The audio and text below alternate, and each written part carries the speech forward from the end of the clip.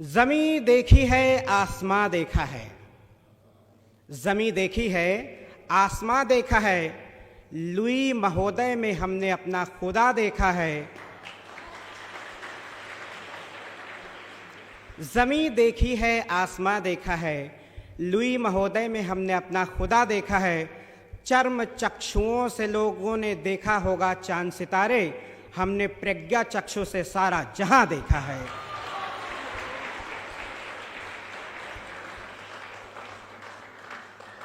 4 जनवरी सन 1809 को इस महान विभूति और दृष्टि दिव्यांगजनों के मसीहा, फरिश्ता और ईश्वर का अवतरण एवं प्रकटीकरण होता है। कहते हैं परिवर्तन प्रकृति का शाश्वत और सकारात्मक नियम है, और यदि परिवर्तन सकारात्मक हो तो और भी अच्छा होता है। पर कभी कभी कुछ परिवर्तन ऐसे होते हैं जो क्रांतिकारी तो होते ही हैं और वो इतिहास बन जाते हैं, और वैसा ही इतिहास रचा और लिखा गया जब महोदय लुई ब्रेल ने इस विशिष्ट लिपि का आविष्कार किया। यह लिपि क्या है, इस विषय में मैं बताऊं तो विशेष रूप से मुझे जो बोलना है वो बोलना है ब्रेल लिपि की आधुनिक समय में चुनौतियां, समाधान और आधुनिक तकनीक के साथ उसका समायोजन। मैं ये बिल्कुल नहीं मानूंगा कि ब्रेल लिपि पूर्ण रूप से लुप्त हो रही है, बल्कि उसका नया स्वरूप विकसित हुआ है।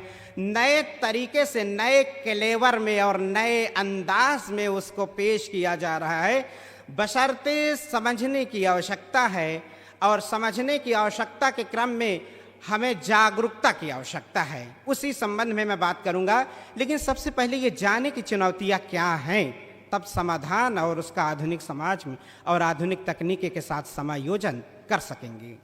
चुनौतियों के अंतर्गत यदि हम देखें तो एक तो यह है कि ब्रेल लिपि के प्रति लोगों की रुचि कम हो रही है, क्योंकि टेक्स्ट टू स्पीच और बोलने तथा सुनने वाले उपकरणों की तरफ लोगों का जो ध्यान है वो अत्यधिक आकर्षित हो रहा है। सुगमता महसूस होती है, सुलभता महसूस होती है। संभवतः इसी वजह से वो इन चीज़ों की ओर ज़्यादा आकर्षित हो रहे हैं, परंतु जड़ों से कटकर कोई नींव नहीं तैयार हो सकती है। दूसरी बात ये भी देखा गया है कि इनकी लागत बहुत ज़्यादा है, सामग्री की उपलब्धता बहुत कम है। इस वजह से भी कहीं न कहीं इस लिपि का जो है अब ह्रास देखने को मिल रहा है। साथ ही साथ खर्चीली होने के कारण और प्रशिक्षित शिक्षकों की कमी के कारण भी हम ये देख पा रहे हैं कि ये ब्रेल लिपि कहीं ना कहीं आज अपने पूरे तरह की जो उसका स्वरूप है वो लुप्त हो रहा है। तो इन सबको ध्यान में रखते हुए हमें ये ज़रूरत है कि इसके समाधान खोजें और सोचें, और साथ ही साथ समाधान के अतिरिक्त इसका जो आधुनिक तकनीकी की तरफ लोगों का रुझान है उससे कैसे जोड़ सकते हैं, ये जानना बहुत ज़रूरी है। तो देखिए, मैं बहुत सारे आधुनिक उपकरणों के नाम बताऊंगा जो इसको जोड़ते हैं और आप उनको प्रयोग करते हैं, लेकिन उस विषय में हम ध्यान नहीं देते। और अब हमारी जो ब्रेल लिपि है वो आपके Braille slate, inter point, Braille guide तक सीमित नहीं रही है, बल्कि वह उससे कहीं ऊपर उठ चुकी है। इसको जो बहुत प्रतिष्ठित कंपनियां हैं जैसे गूगल, माइक्रोसॉफ्ट और भी अन्य कंपनियों ने इसको एडॉप्ट किया है, क्योंकि उनको इसकी यूजेबिलिटी का पता है। इसी क्रम में आपको मैं बताऊंगा कि एक उपकरण है ब्रेल डिस्प्ले। आप सभी लोगों ने देखा होगा, जो नहीं देखे हैं, नहीं जानते हैं, वो जान लेंगे। ब्रेल डिस्प्ले एक ऐसा उपकरण है जिसे यूएसबी की तरह आप कंप्यूटर में लगाते हैं, अपने डेस्कटॉप में, लैपटॉप में, और लगाने के पश्चात उसमें जो भी डेस्कटॉप के, लैपटॉप के आइकॉन हैं आप उसको डिस्प्ले में देख सकते हैं, पढ़ सकते हैं।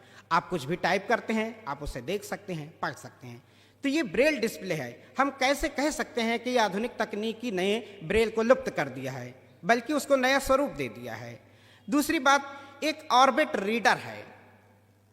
नॉर्मल जो सामान्य जन है वो क्या करते हैं, वो डायरी लेकर के चलते हैं। आप ऑर्बिट रीडर लेकर चल सकते हैं।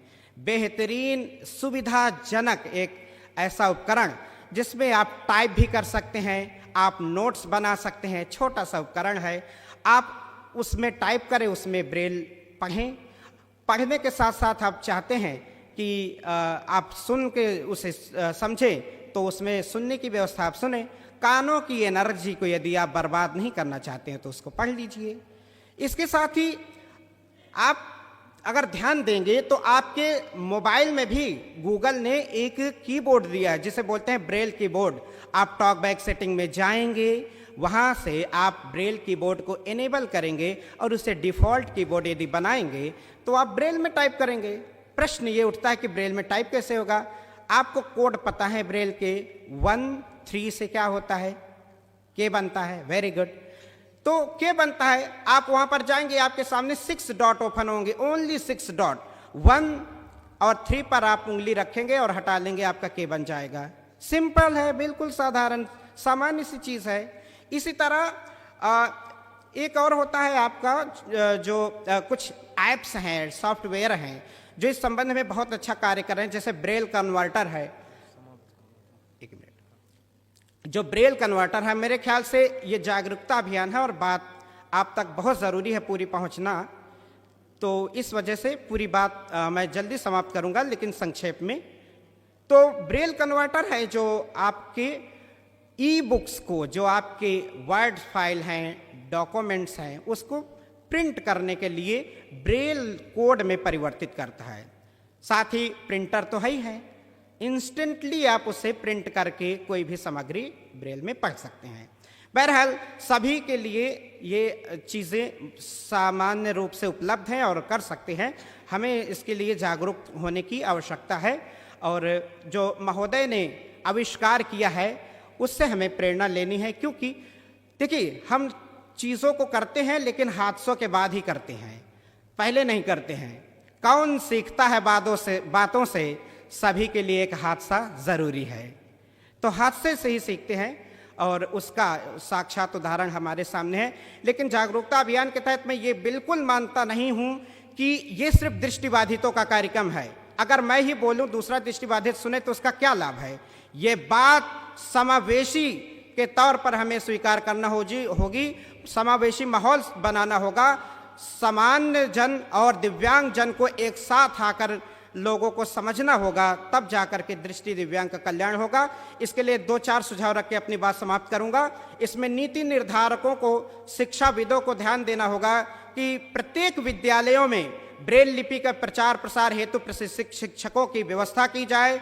साथ ही प्रत्येक विश्वविद्यालय में ऐसे लैब बनाए जाए जहां पर जिन उपकरणों की मैंने बात की है यदि वो प्रोवाइड न करा जा सके तो कम से कम उन डिवाइस को, उपकरणों को ऑपरेट करना सिखाया जाए, दिखाया जाए। इस तरह की व्यवस्था अपने विश्वविद्यालय में भी होनी चाहिए कि अगर उन्हें प्रोवाइड न करा सके तो दिखाया जाए, सिखाया जाए, ऑपरेट किया जाए कि ताकि किसी इंस्टीट्यूशन में यदि कोई जाता है तो वो सीखा तो रहेगा।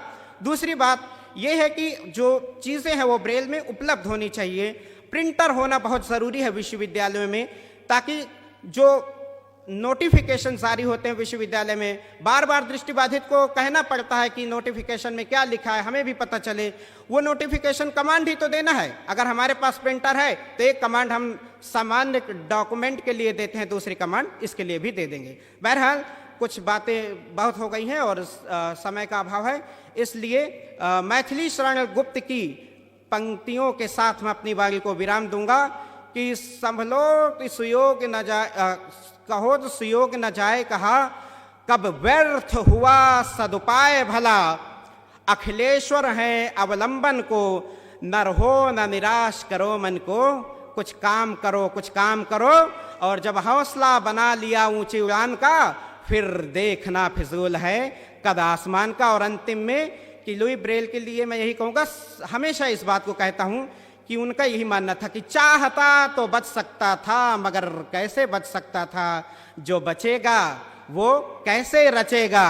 पहले मैं झुलसा, चिठकने लगा, चाहता तो कराह सकता था, मगर जो कराहेगा वो कैसे निभाएगा। इन्हीं पंक्तियों के साथ अपनी वाणी को विराम देता हूं।